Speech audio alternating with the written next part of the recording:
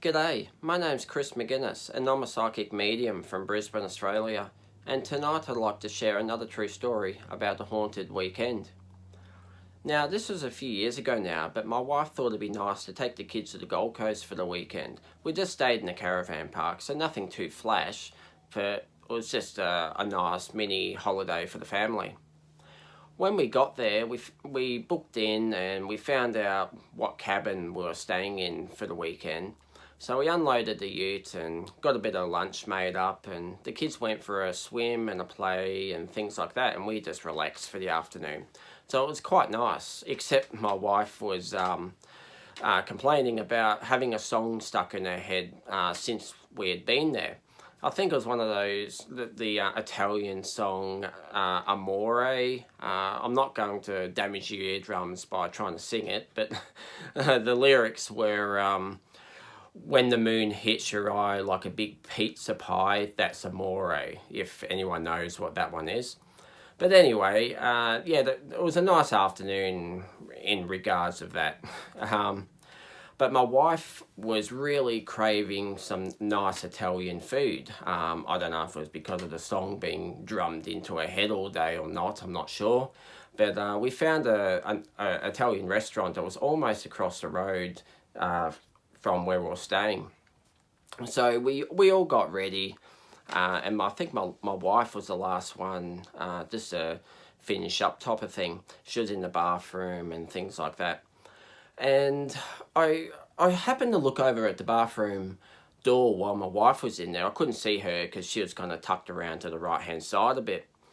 And but when I kind of turned around and looked at the doorway, I saw this woman in a red floral dress just walk straight across the room from the left to the right towards where my wife was. And I'm looking there going, did I see that?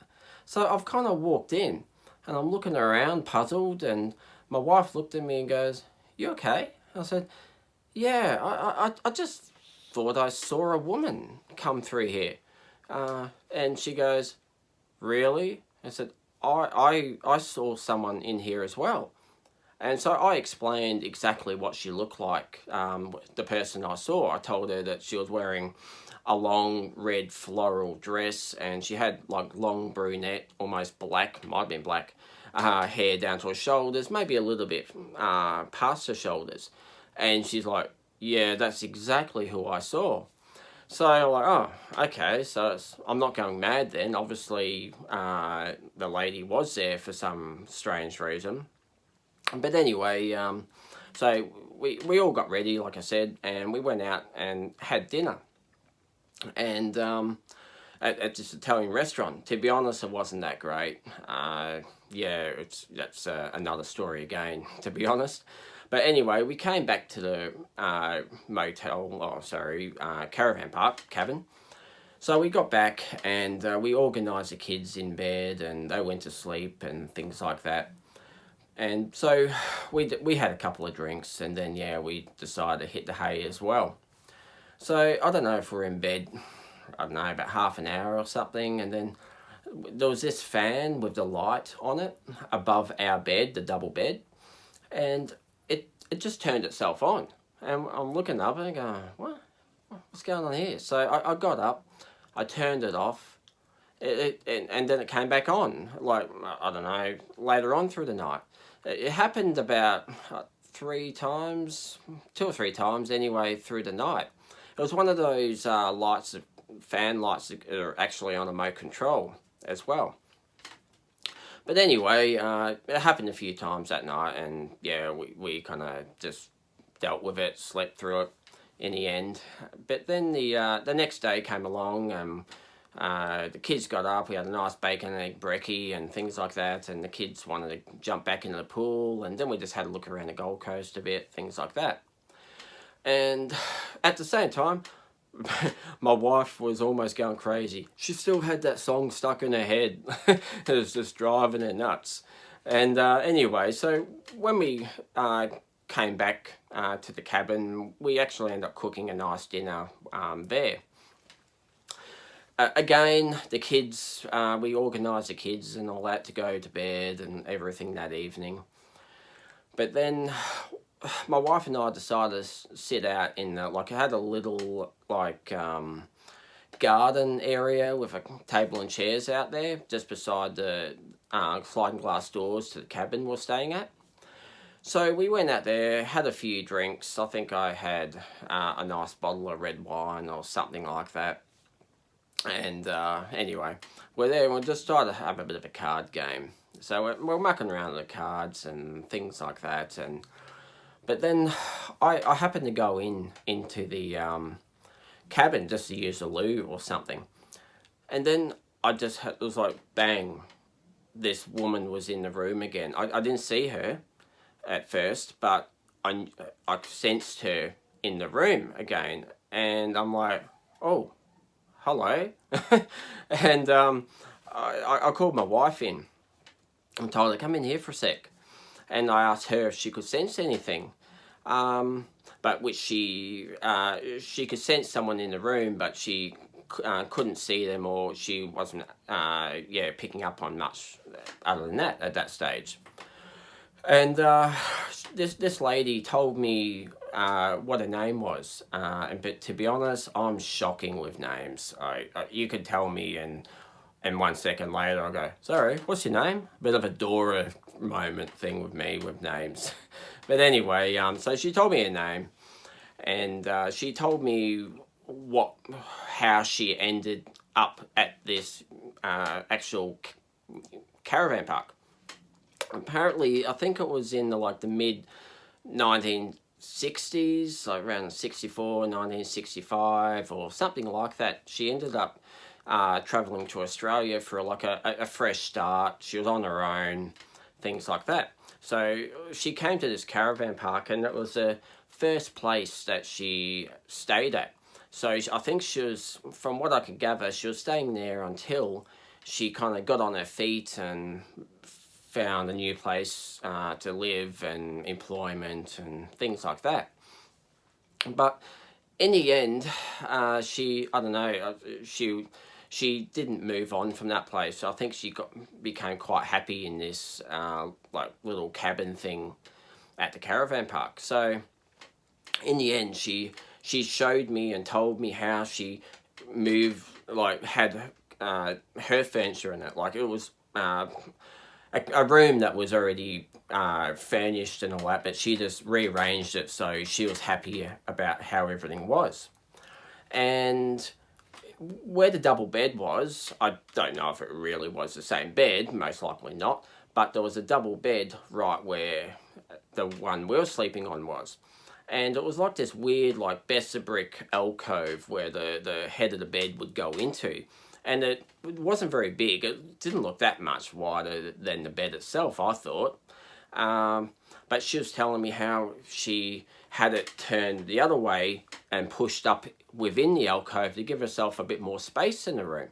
And she was quite excited to tell me all of this. I think maybe she hasn't communicated with anybody since she passed on, or something like that, or not often anyway.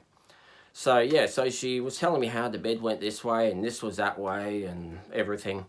And I was even wondering, going, okay, well, I don't think even the bed would fit that way. So I kind of measured it out with my feet and went, okay, well, if this bed is going to go in there, would it move in? And it was perfect. It just slid into this little alcove that was there. So I'm like, okay, well, that's possible.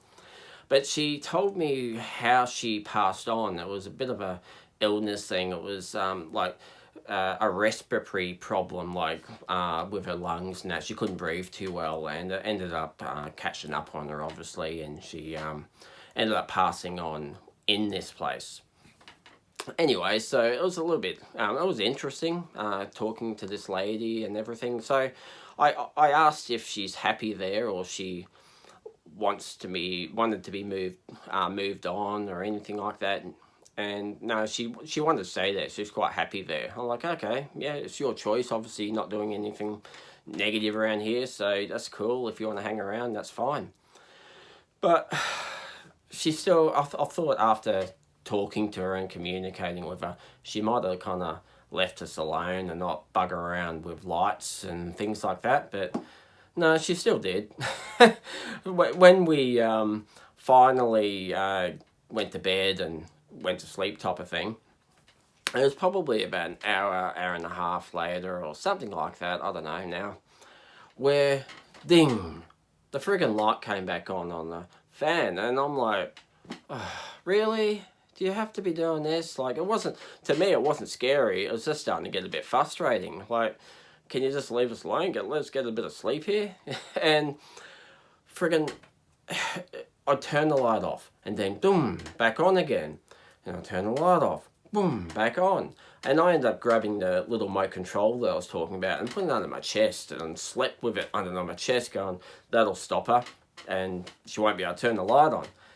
But no, I was wrong, obviously, because there's a switch on the wall too, and plus she could probably just do it with the one under my chest anyway, obviously. But she kept on turning that friggin' light on. So I'm like, oh, really? Okay. So what I ended up doing was I just got so frustrated with it, I took the shade off the light that was on the fan, pulled the bulb out and just threw that to the side going, that'll suffer. She won't be able to turn the light on now.